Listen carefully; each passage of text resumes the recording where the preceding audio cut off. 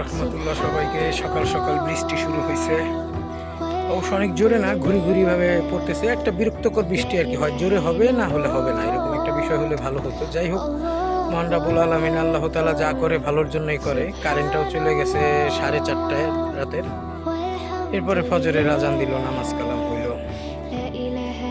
এখন কর্মস্থলে যাওয়ার প্রচেষ্টা চলতেছে ইনশাল্লাহ, বাকি সব আল্লাহ তাআলার ইচ্ছা। নাস্তা করলাম আলহামদুলিল্লাহ। আমার বিড়ালটা বের হয়ে গেছিল ভোরবেলা, বাসায় দিয়ে তারপরে বের হলাম।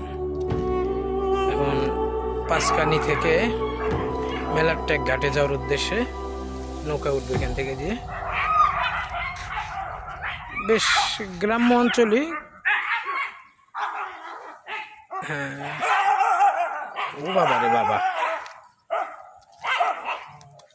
যাই হোক, নেক্সট ভিডিওতে পরবর্তী কথা হবে। সবাইকে আল্লাহ হাফেজ, ভালো থাকবেন।